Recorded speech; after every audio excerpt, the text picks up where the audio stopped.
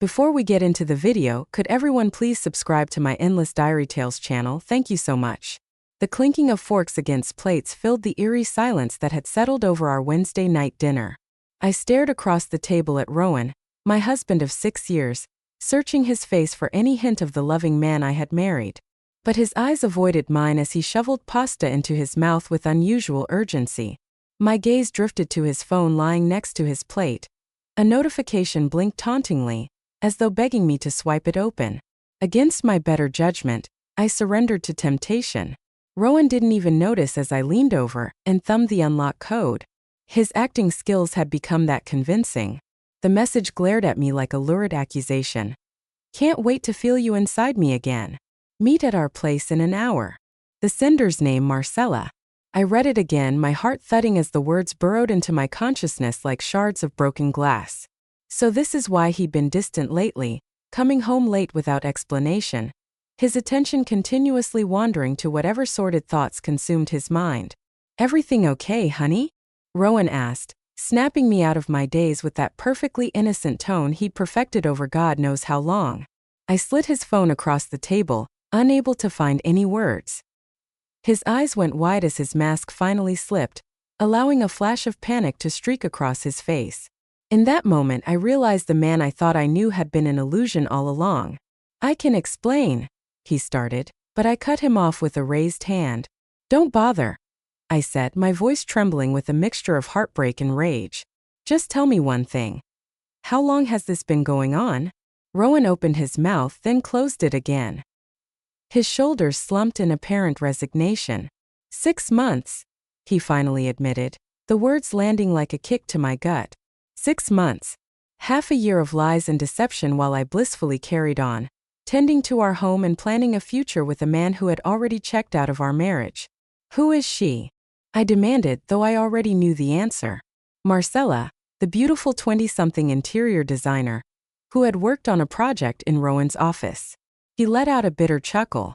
Does it really matter? She's someone who made me feel things I haven't felt in years. His words lacerated what little remained of my heart. I wanted to crumple to the floor in anguish, to scream until my throat was raw, but I refused to grant him the satisfaction of seeing me so thoroughly broken. Mustering every ounce of strength, I rose from my chair and headed for the door, grabbing my purse along the way. Where are you going? He called after me, the first traces of concern entering his voice. I turned back to face him, my vision blurred with unshed tears. I'm leaving, I stated, my voice dripping with finality. And when I get back, you'd better be gone, because I don't even recognize you anymore. Yanking the door open, I stormed out into the night, each step away from my sham of a marriage fortifying my resolve. I had been a fool to believe in the picture-perfect life we had co-created, instructed together, but that illusion had finally shattered, irrevocably broken beyond repair. I spent a restless night at a hotel, tears streaming down my face, as the full weight of Rowan's betrayal crushed me. How could the man I loved, the man who vowed to cherish me, have so callously thrown away our marriage? The next morning, blinded by hurt but determined to take action, I contacted a private investigator recommended by a friend who had gone through an ugly divorce. Within 24 hours, he had uncovered a sordid trail of evidence that left me shaking with rage and disgust. Rowan hadn't just been having a fling with that vapid interior designer, Marcella. The investigator's report revealed multiple affairs spanning over a year, including emails, credit card statements, and dated photos of Rowan entering different hotels with various women. I'm so sorry, Mrs. Davies, the investigator said as he laid out the damning dossier on my kitchen table. Your husband has been quite prolific in his indiscretions. I clenched my fists, fighting back waves of nausea. One name and face in particular leapt out at me. Marcella, the woman whose taunting text had blown the lid off this whole sordid affair. I want to know everything about her, I told the investigator, my voice hardening with fury. Wherever she lives, where she works, all of it. 2 days later, he provided me with an address. A swanky apartment in an upscale part of town that I could never have afforded on my own. Rowan must have been funneling money to keep his mistress living in luxury while I stayed at home, obliviously consumed by a reckless impulse. I drove to Marcella's place, letting myself into the lobby with the temporary code the investigator acquired. Her door was unlocked, the perfect opportunity to corner the woman who had helped decimate my life.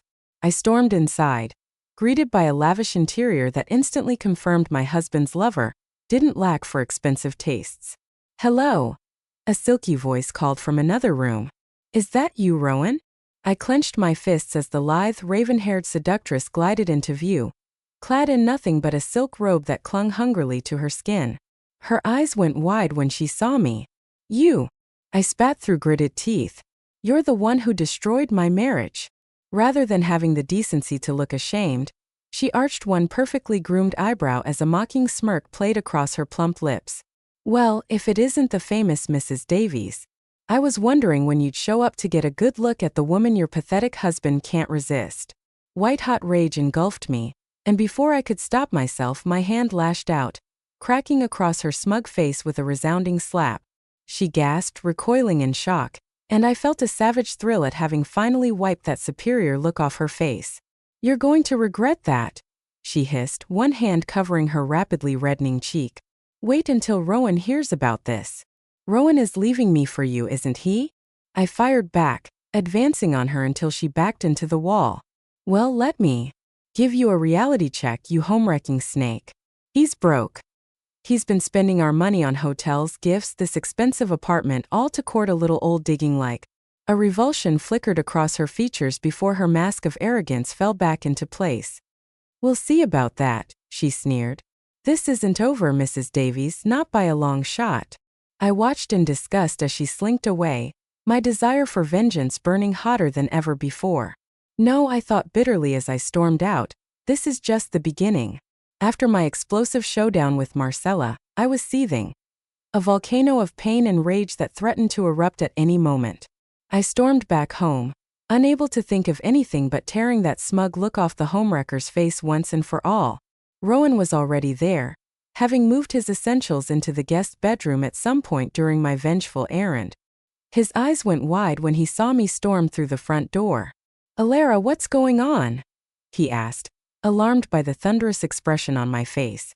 I didn't bother responding with words. Instead, I flung the damning evidence compiled by the private investigator across the room, letting the printed emails, photos, and financial statements flutter to the floor like confetti. Rowan paled as he scanned the incriminating documents, seemingly comprehending the full depth of his sins for the first time. "You've been having multiple affairs," I stated, keeping my voice dangerously level. "For over a year by the looks of it, and that's not even the worst part." I held up a different sheath of papers, these ones detailing the exorbitant sums Rowan had been funneling into a hidden account, no doubt to bankroll his luxurious trysts with his mistresses. "The money, Rowan," I hissed. "How could you steal from our own accounts to wine and dine your—" Instead of contrition, anger flickered across his features. He drew himself up to his full height, anger radiating off him. "Don't you dare take that sanctimonious tone with me," he shot back. "You're the one who drove me to this, Alara. Our marriage has been a miserable, lifeless husk for years. Can you really blame me for finally finding happiness elsewhere?" My jaw dropped at the outrageous reversal, my shock quickly hardening into white-hot fury. "Finding happiness?" I echoed in disbelief. "With that home-wrecking bimbo Marcella? She's not some deep, enlightened woman, Rowan. She's a manipulative little gold digger who's been bleeding you dry." For the first time, doubt crept across his expression, but whatever he thought of my accusation, his stubbornness kept him from acknowledging it. "That's enough," he said coldly. "I want a divorce, Alara. In fact, I already contacted my lawyer to start the process. I'm done with your judgmental nagging and this miserable existence of a marriage." The blunt words pierced what little remained of my heart. I recoiled, feeling the room start to spin around me as the weight of my shattered world came crashing down. Through blurred vision, I could make out Rowan, hearing up his longings and storming out the door without a backward glance. Just like that, it was over. My dreams, my life as I knew it, obliterated in one fell swoop by the man who once vowed to love and cherish me until death did us part. Some vow crumpling to the floor amidst the scattered remnants of my marriage. I finally surrendered to the urge to scream, an anguished wail that cleaved through the shell of numbness enveloping me. I screamed until my throat was raw, purging my soul of the trauma that had been inflicted upon it. But as my howls subsided, an uncharacteristic sense of clarity settled over me. Through my bleary gaze, I noticed a familiar rectangular shape peeking out from one of the folders, the deed to our family home, bearing my name and mine alone. In the midst of my father's estate planning years ago, he had insisted on putting the house solely in my ownership, just in case. At the time, I thought his distrust of Rowan was merely a symptom of his cantankerous nature. But now, as the first embers of vengeance kindled in my chest, I gave silent thanks for my father's foresight. I wouldn't be left with nothing after this devastation. No, with the deed secured in my hands, I would strike back and rebuild from the ashes Rowan had strewn around me. If he wanted war, so be it, for I was just getting started. The next few days passed in a blur of anguish and fury. I spent many sleepless nights poring over the file compiled by the private investigator, my eyes burning from the effort of holding back tears. But those tears wouldn't solve anything. Only decisive action would ensure I emerged from this nightmare with my pride and financial security intact. Armed with reams of evidence detailing Rowan's serial infidelity and financial misconduct, I marched into the office of Diane Hastings, one of the most tenacious divorce attorneys in the city. She was a shark in kitten heels, and I would need every ounce of her ferocity. Diane flipped through the documents with a practiced eye, her polished veneer cracking just slightly as she absorbed the lurid details. "Good God," she muttered, removing her glasses to stare at me in disbelief. "I've seen some philandering dirtbags in my time, but your husband is a prime specimen." I managed a weak smile at her candor. "Can you help me, Diane? I want to take him for everything he's worth." A feral grin spread across her lips. "With evidence like this, he won't know what hit him." Over the next few weeks, Diane and I constructed an ironclad strategy to decimate Rowan's finances and hold him accountable for his prolific indiscretions. We would not only freeze any assets he'd stashed away to fund his tawdry second life, but pursue a punishing alimony figure given the extent of his betrayal and financial misdeeds. "This Marcella woman is the key," Diane told me, tapping her pen against a photo of the SMY home record. "If we can establish that she knowingly carried on an affair with your husband to extract monetary gain, we can pursue her personal assets. That interior design gig pays for a lot of silicone." My heart raced at the prospect of making Marcelle face the same reckoning that Rowan was about to receive. Ever since our venomous confrontation at her apartment, she had slithered out of sight, no doubt waiting for her lover's bottomless wallet to continue funding her lavish lifestyle.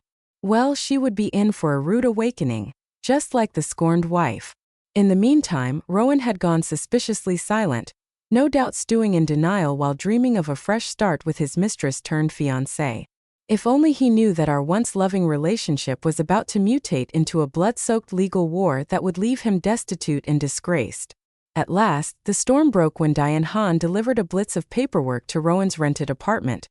A motion to freeze all of his assets based on evidence that he had grossly misused marital funds to carry out his affairs. He would have no choice but to limp into court and confront the devastation he'd wrought. The look of abject horror on his face when we met for the first hearing was almost worth enduring his sadistic betrayal. His arrogant mistress was nowhere to be seen.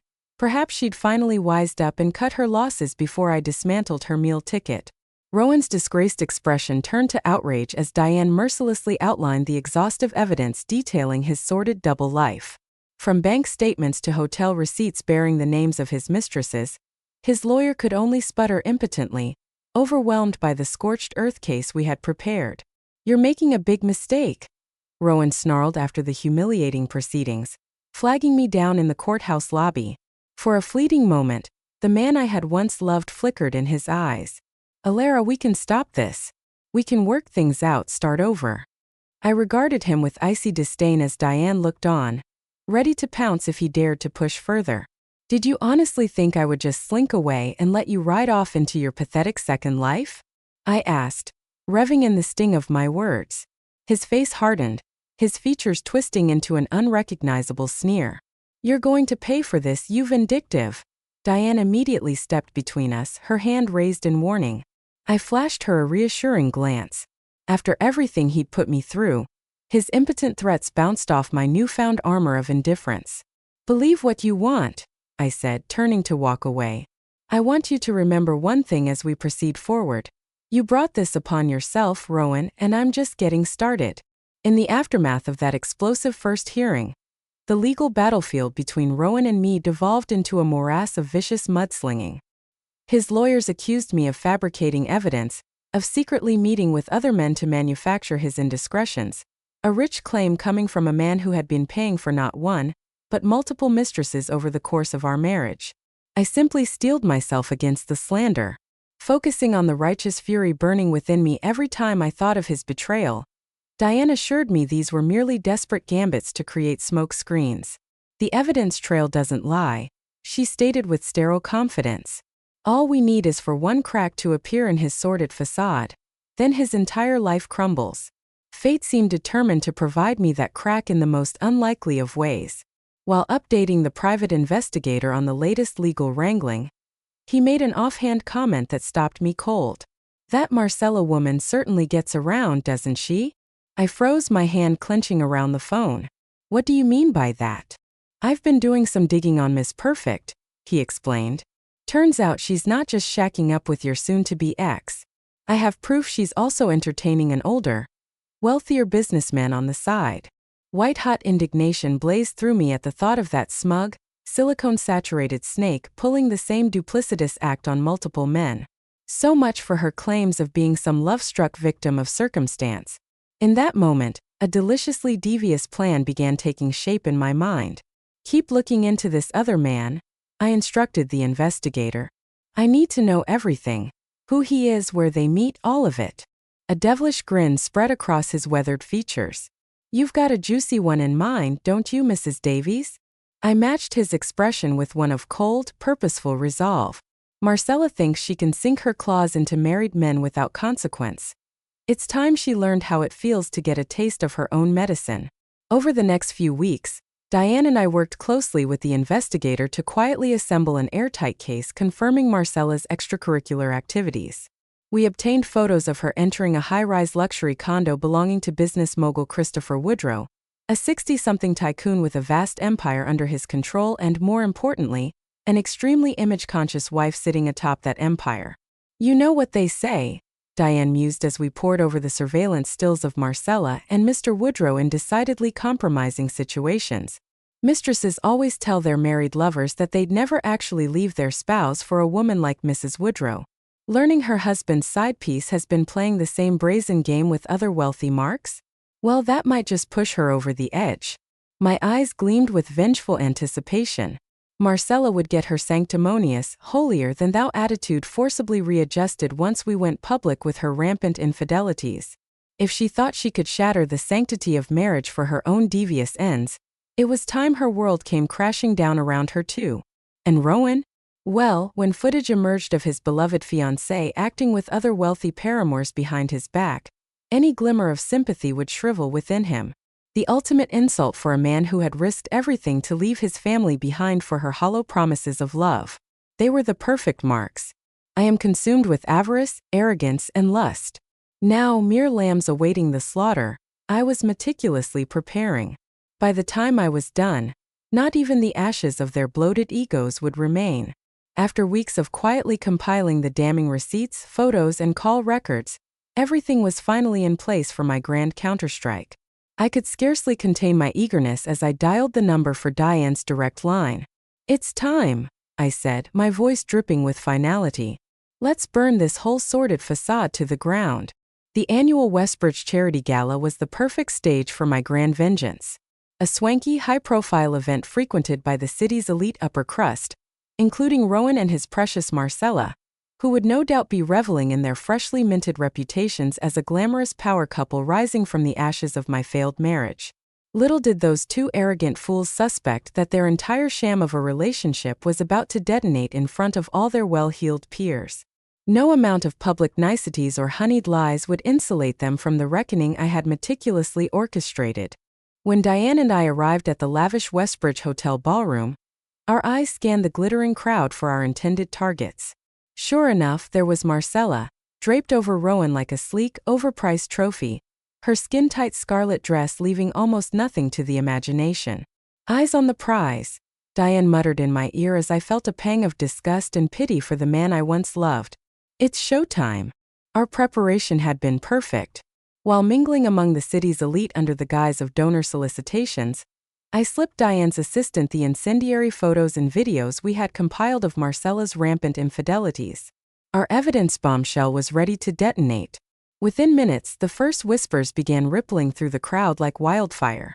All around us, guests gasped and pointed their iPhones as the undercover salacious shots of Marcella, cavorting with her elderly tycoon lover, went viral. Someone must have recognized the infamous Christopher Woodrow. The cheating scandal quickly took on a life of its own, spreading like a plume of radioactive gossip. Diane and I feigned innocence as partygoers gaped in scandalized rapture, but from the corner of my eye, I glimpsed Marcella's face draining of color before her gaze met mine across the ballroom, her painted lips contorted in rage, finally connecting the dots of who was responsible for her spectacular public unraveling. Bingo! Just then, a sleek ivory shoe appeared at the edge of my vision. I followed the impossibly toned leg attached to it all the way up to the stunningly furious face of Miranda Woodrow, Christopher's scorned ultra-affluent wife. "You sighted little under," she snarled, spit flying as she seized Marcella by her expensively coiffed hair. "Did you really think you could keep making a fool of me behind my back with that?" Miranda violently wrenched Marcella around to face the crowd, ripping the front. Her dress opened in a shower of sequins, exposing her artificially enhanced assets to the entire gala audience. Marcelle shrieked as camera flashes erupted like strobe lights, her arms frantically crossing to cover herself. My eyes darted across the room to find Rowan staring slack-jawed at his disgraced fiancée, a nauseating mixture of shock and self-pity etched across his features. I watched with perverse satisfaction as comprehension dawned on his malleable face. Marcelle had merely been using him as another wealthy plaything to bankroll her lavish needs. What a perfect poetic justice that the two people most responsible for nuking my life from orbit were now facing the same brutal humiliation on the grandest stage imaginable. As Marcelle finally broke free from Miranda's clutches and fled the ballroom in hysterics, Rowan turned toward me with a haunted, soulless stare. Our eyes met across the crowd of guests, and in that moment, I allowed the full force of my vindication to blaze across my expression. "You did this to yourself." I mouthed the words for his benefit, letting their implication linger like the pungent aroma of schadenfreude wafting through the air.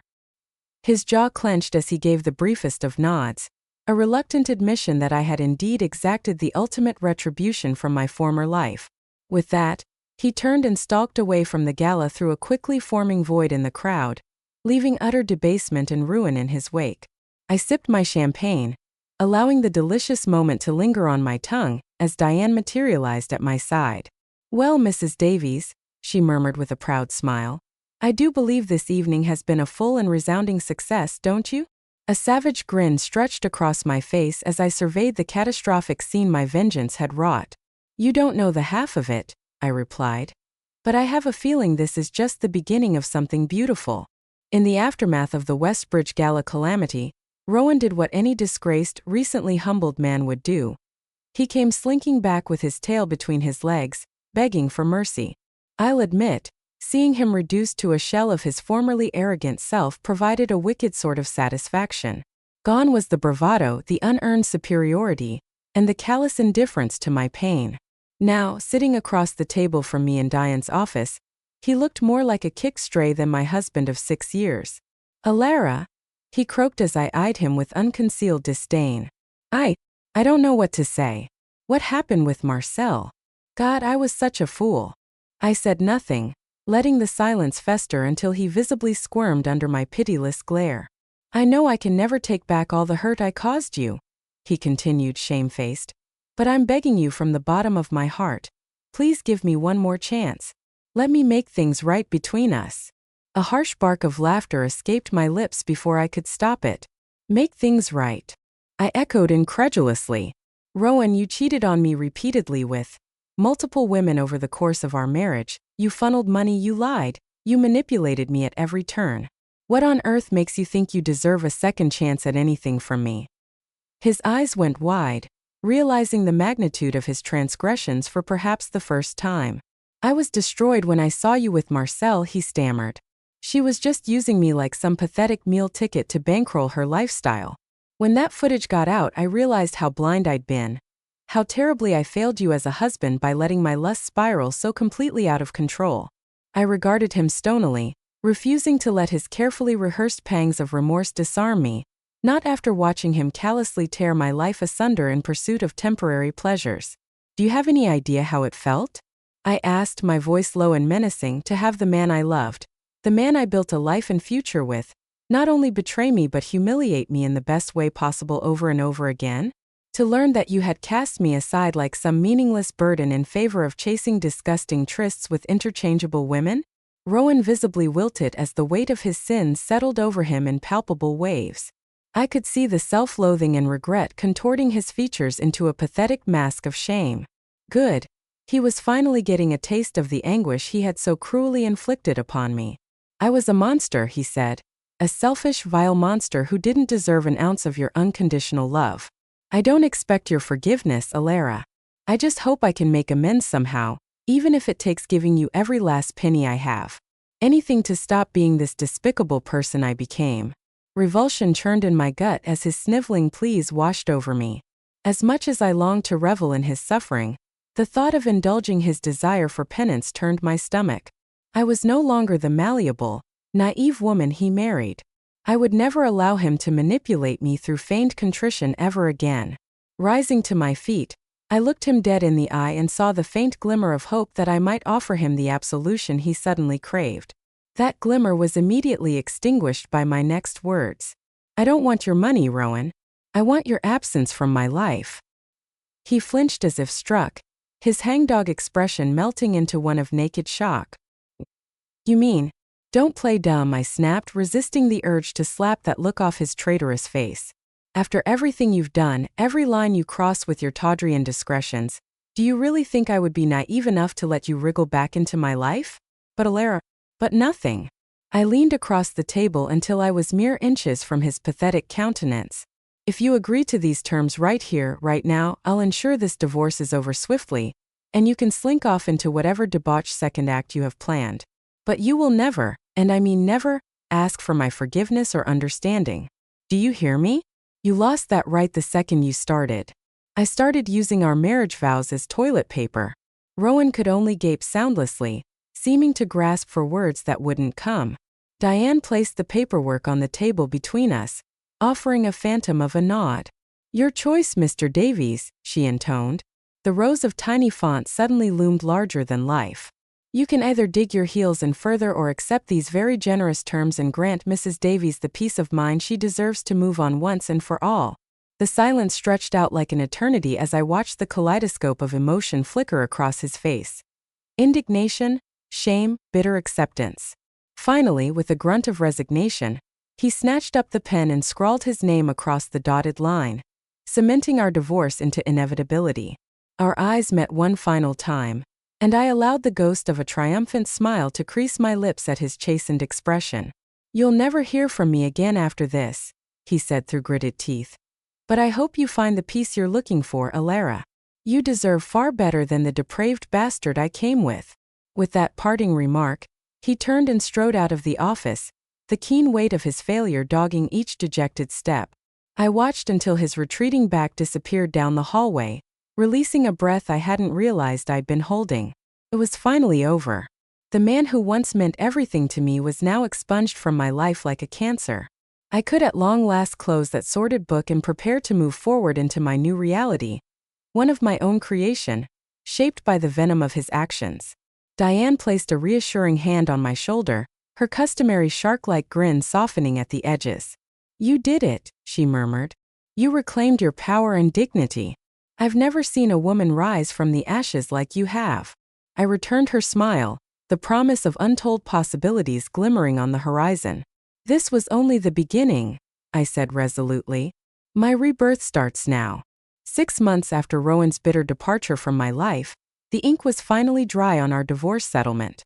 Thanks to Diane's tenacious legal wrangling, I emerged from the ashes of my shattered marriage with the lion's share of our formerly shared assets, including the deed to our family home, where I could begin anew. As part of the agreement, Rowan was legally prohibited from attempting to contact me, not that he would have anyway. The last I'd heard through the grapevine, he had slunk off to lick his wounds from the scandal, living in quiet shame after our explosive downfall shredded his reputation. I couldn't say I derived any joy from seeing him laid so low. My focus was solely on myself now, on embracing the new chapter stretching out before me. Still, there was a certain cathartic release in knowing the man who tried to destroy me had been rendered just as devastated. The papers had certainly enjoyed dissecting every lurid angle of our divorce saga. The headlines blared about the scorned wife who outlasted her cheating husband, and the rise of a new divorce war. While slightly crass, I couldn't deny the grim amusement I felt at being rebranded a folk hero by divorces, vicariously living through my vengeance. It was a strange feeling but not entirely unwelcome. After the trauma Rowan had inflicted, I refused to wallow in victimhood. My new life would be one of strength, resilience, and creating something positive from the ashes he left in his wake. This was why, nearly 3 months after the official divorce was finalized, I hosted an intimate gala of my own in the ballroom of Westbridge Hotel, the site of Marcella's ultimate downfall all those months ago. Around me, the city's elite and affluent mingled amidst towering centerpieces of fresh roses, while a string quartet provided refined ambience. Only this time, there would be no sordid scandals or uncovered affairs to upstage my event. No, this gathering was the inaugural fundraiser for my namesake foundation, Alara's Light, devoted to supporting women who had survived the betrayal of infidelity and emerged stronger for their resilience. My speech that night drew thunderous applause from the well-heeled crowd as I outlined the organization's mission to provide counseling, legal aid, and financial assistance to struggling divorcees in need. A portion of the millions I had secured from Rowan would seed my foundation's crucial early days. No woman should ever feel helpless in the wake of a spouse's betrayal, I proclaimed from the podium, scanning the rapt audience with rejuvenated poise. With compassion and community, we can help uplift lives from the devastation and allow them to flourish anew, just as I was empowered to do in my own journey.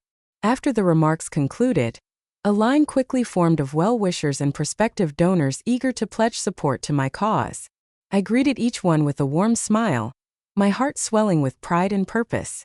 Who could have fathomed that this dignified, self-assured woman holding court over a throng of admirers was the same broken soul lying shattered on her kitchen floor only a year ago? The transformation was nothing short of a miracle, a raw testament to the power of cunning resolve and the merciless pursuit of justice. I was so invigorated by the night's success that I barely registered the presence of a newcomer waiting patiently at the back of the well-wisher line. He was a trim, handsome man in his early 40s with striking hazel eyes that gleamed with an unmistakable hint of admiration. "Mrs. Davies," he said warmly as his turn arrived, his voice carrying the faintest lilt of a British accent. "I must commend you on such a worthy and impactful mission. Your story of overcoming such unthinkable heartbreak is nothing short of inspiring." I arched an eyebrow, intrigued despite myself by his effusive praise and polished demeanor. Up close, I could make out the slim-fitted tuxedo and coiffed sandy hair that definitely belonged to a man of considerable means. "You're too kind, Mr. Douglas," he supplied with a roguish smile. "Nigel Douglas. I have a good friend, Christopher Woodrow.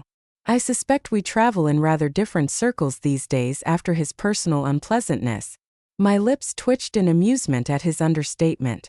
Of course, the humiliating affair between Marcel and Christopher Woodrow had irreparably damaged the tycoon's marriage and reputation. Nigel was no doubt alluding to having cut ties with the disgraced mogul in the aftermath. "I'm a journalist by trade," he went on, seemingly emboldened by my bemused expression, "though my true passion has always been amplifying stories just like yours, of courage, perseverance, and the remarkable resilience of the indomitable human spirit." My heart fluttered as our gazes remained locked, a tantalizing electric charge seeming to crackle between us. This Nigel Douglas was certainly full of dashing charm, not to mention being rather easier on the eyes than I'd grown accustomed to in recent years.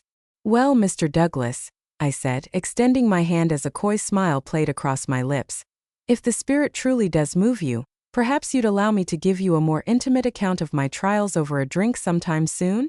His grip was warm and confident as he accepted the proffered handshake, holding it perhaps a touch longer than necessary. "I would be utterly delighted, Mrs. Davies, more than you could possibly know."